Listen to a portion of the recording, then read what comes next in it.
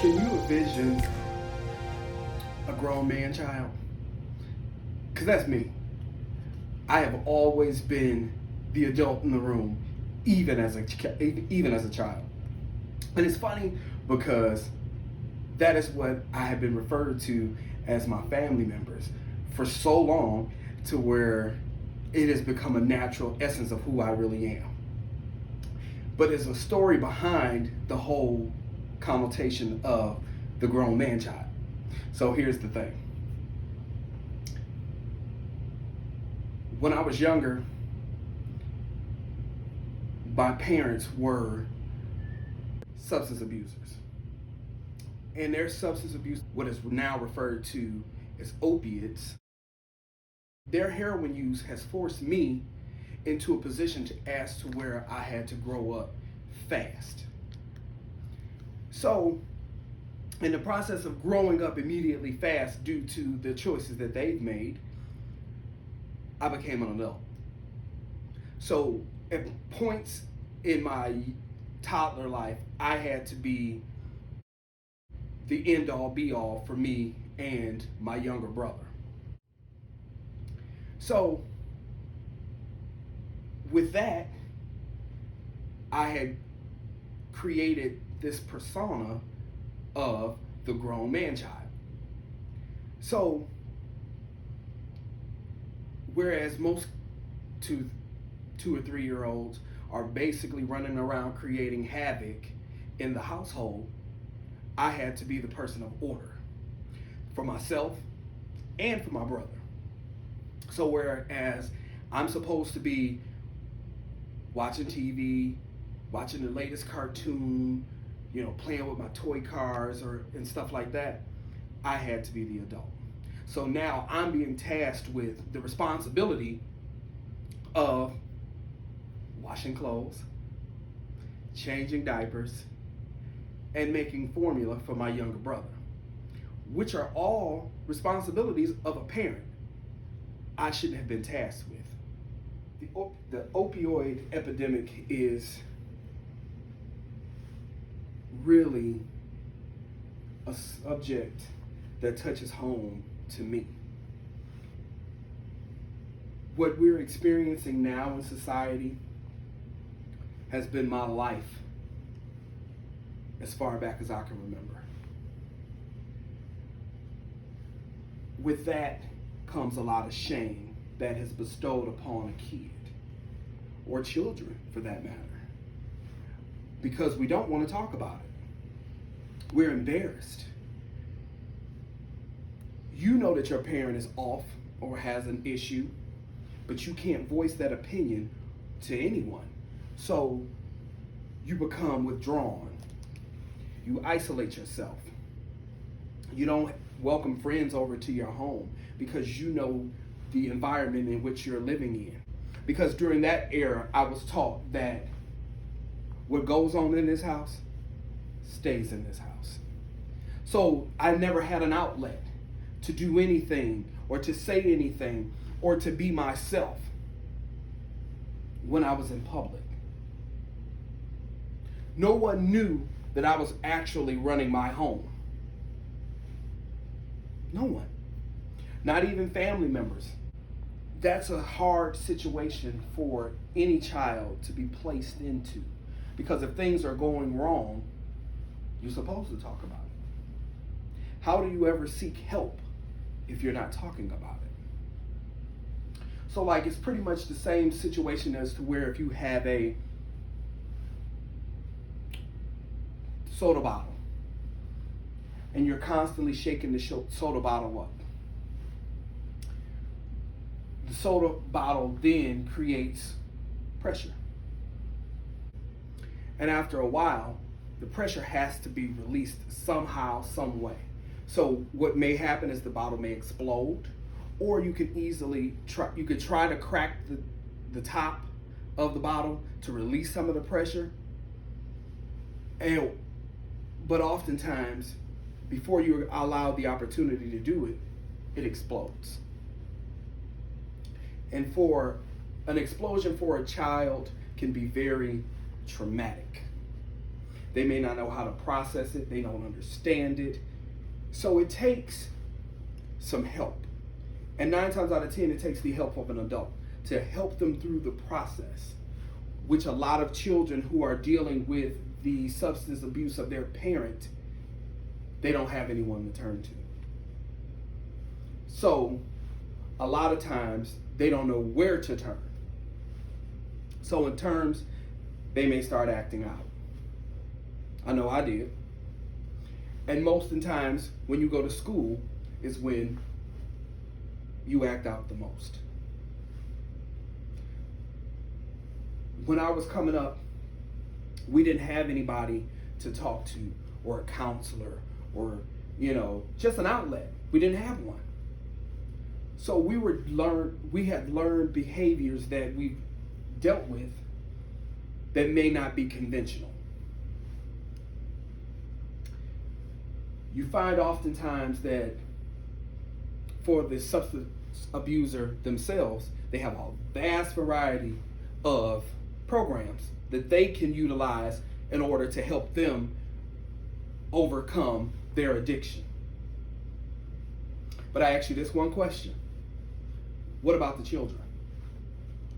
There aren't any programs or resources for children who are dealing with substance abuse of a parent. I don't think it's fair. Do you? Because again, the kid is taking the weight of this abuse on their shoulders. And it's creating a traumatic, and I keep using traumatic because I want to drive it home. I want you to understand how traumatic this is, and for you to see it from the lenses of a child. Because they only know what they see. But there is one resource which is not always a good fix. So the only thing that they know how to do is to come in, utilize Child Protective Services, and extract the child from the home. So you mean to tell me that even though the situation itself is not the best, your best solution is to come in, remove the child, place the child somewhere else in an unknown environment and expect them to thrive? Where's the logic in that? I understand it in certain situations, but really, where's the logic in that? You're already thinking about the simple fact that the kid is always, or the child, for that matter, is already alone. Why? Because the parent has an addiction that requires that they spend a lot of time away from the kid or the children. So now you're taking them, putting them in a situation to where they feel as though they're not wanted, they're not fully accepted, and they're uncomfortable. So now, you got one factor. My mother or father is a substance abuser. 2, Child Services has taken me away from my father and mother because of that fact. 3, you have me into a situation of where I'm living with someone that I do not know. And 4, my emotions are all over the place. That is a lot for anyone to deal with. But you have a child or children that are dealing with these real life grown-up issues. The same situation happened to me, but I was fortunate enough to have my fraternal grandparents step in and take me in. That's not an option for some people or some children today, because nobody really wants to deal with someone else's alleged problem. They don't want to do it. So they leave it up to strangers to do it. Things that I did not receive from my mother and my father, I received from my fraternal grandparents. So if you take a jar, a water pitcher, and you have an empty glass, Children are more or less what we pour into them. So if you're pouring absolutely nothing into the glass will remain empty. But if you take out the time and have the patience to pour into that empty glass, that glass becomes fulfilled or full, as most people would think. So it's incumbent upon the adults to really and truly take the time to nurture these children. Just think of it in terms of, you don't like to be displaced, but think in terms of a child, as I stated before, being removed and placed in an unfamiliar environment. With anything, you have to protect your children. Essentially, I wasn't protected over 30-some-odd years ago. And as I can see now, going forward, the same things that I dealt with 30-some-odd years ago are still relevant today. So the statistics show from 2007 to 2017 that there has still been an influx of substance abuse where children are being removed from their homes. It's at an all-time high. It wasn't that prevalent back then. If a person had, was dealing with something, a family member, as I stated before, would step in and help them out and just take the kids unofficially and raise them. Make sure that they're safe, make sure that they're good. But now, as I stated before, and I state again, it's not that way anymore. So you have other people who are non-biased entities that are stepping up to the plate and assisting society with these kids or these children.